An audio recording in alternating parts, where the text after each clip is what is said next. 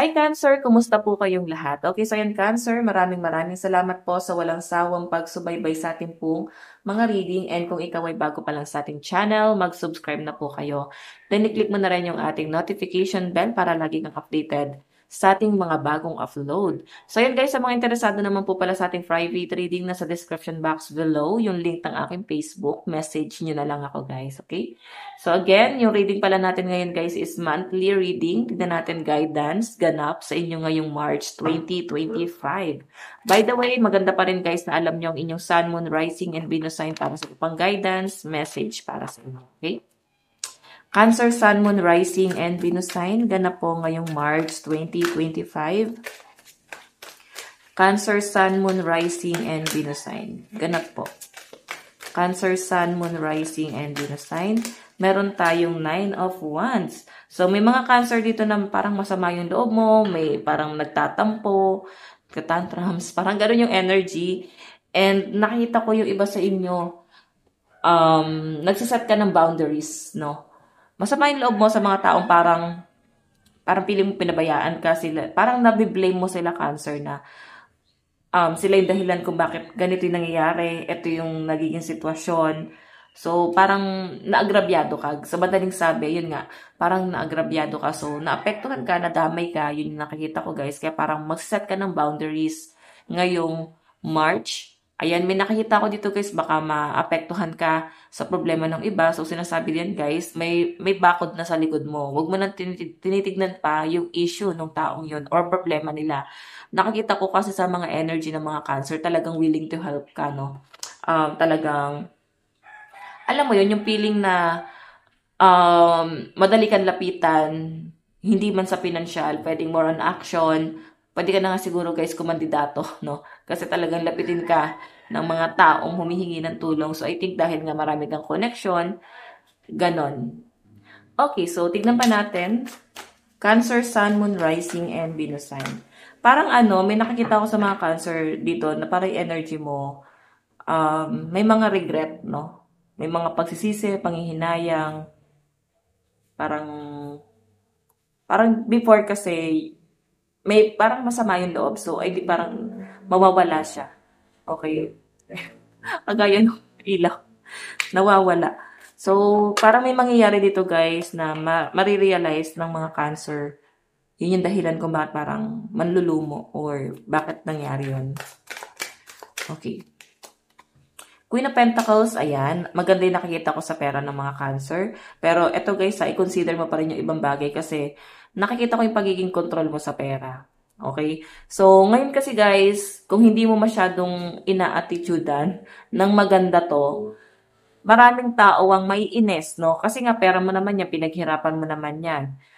Pero kasi guys, dahil nga sa mga action mo na parang medyo insensitive or impulsive, kahit sabihin na natin na parang ikaw naman to, naapektuhan ka, wala ka namang naagrabyadong ibang tao, pero may mga tao na parang, alam niyan, parang naapektuhan or nasasaktan. Siguro inggit. Okay, so tingnan natin, Cancer. Medyo conflict ka, oh. Conflict ang mga Cancer pagdating sa kanilang, sa career nila, sa source of income nila. May mga parang mabagal, or sabihin na natin guys, na hindi maganda yung pamamalakad. Yan yung nakikita ko. So, ito Pentacles, guys, nakikita ko na parang wala kang choice kundi magpaka-workaholic, wala kang choice kundi magtiis dun sa trabaho mo kasi marami kang kinukonsider na responsibility. So, I think Cancer yung iba sa inyo mga breadwinner, kaya ganito na lang din kasama yung loob mo kasi parang feeling mo masyado na sila guys umaasa. Masyado na nila guys, dinadepende yung buhay nila sa inyo. Yung tipong, yung sama ng loob mo, hindi naman isa parang pagiging gahaman. Alam mo yun, masyado ka lang guys na-overwhelm sa dami ng mga responsibility na parang, wala ba kayo kayang gawin? Bakit sa akin na lang lahat? Okay? So, nakikita ko yung iba sa inyo na parang napapagod ka na rin kakatrabaho, napapagod ka na rin kumayod. Ayan. Tignan pa natin. Cancer, Sun, Moon, Rising, and Venus sign.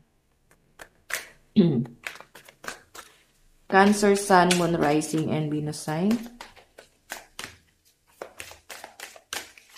Meron tayong The Magician. Grabe, no? Ang daming manipulative.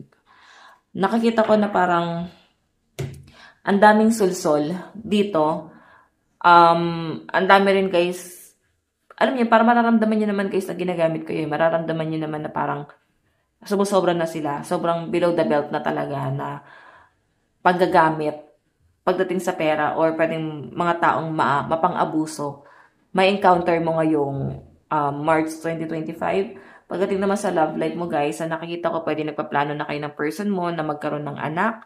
May family planning na dito guys. Kasi siguro nare-realize yun na rin na parang nagkakaedad na tayo tapos parang stress lang tayo sa trabaho. So, pati na lang magkaroon ng plano about sa relationship. So, nakikita ko maganda naman yung relationship mo kasama yung person mo. Pero parang stress talaga kayo pagdating sa mga bayarin.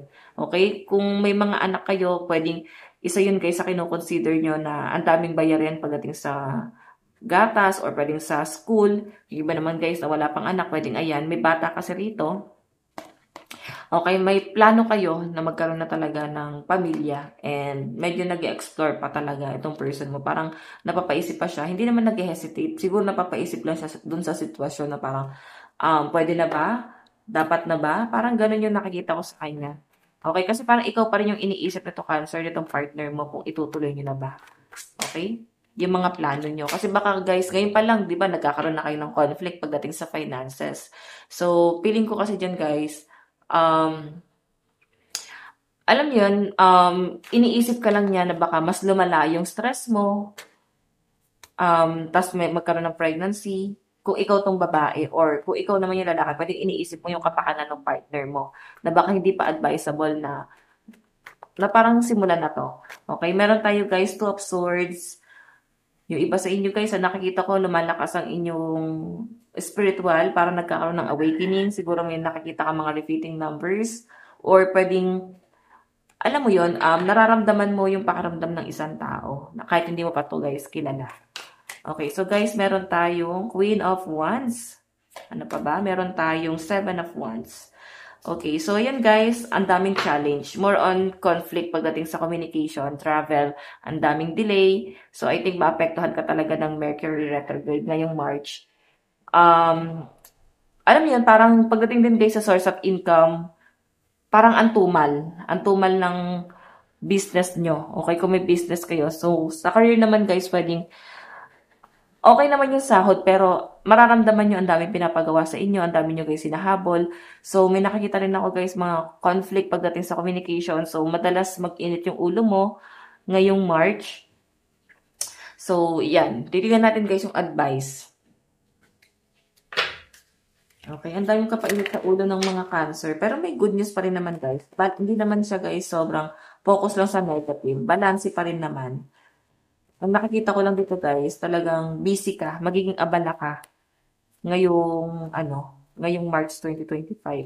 Abala ka pwedeng hindi lang sa family, hindi lang sa mga responsibilidad, kundi pati sa career mo. Tapos ang dami pa guys ganap. Okay, like celebration. Okay, tignan natin yung advice. Kay Cancer, meron tayong wish fulfilled. Okay, siguro guys, try mo pa rin mag-manifest, no? Sa full moon ngayong March. I think kahit paano makatulong sa inyo guys yung pagmamanifest. Okay? Basahin natin guys. Your wishes has been germinating. They're deeply planted in the soil of the loving universe. And fulfillment is here or just around the corner. But faith is required when we put ourselves out there. It's easy to get deflated if what we want doesn't materialize right away. Have confidence. You are more than capable of manifesting your deepest desire. It's all happening, dear one. So, hayan, Cancer, ito lang pong inyong reading ngayong March 2025. Again, maraming salamat. God bless and love you all. Bye-bye.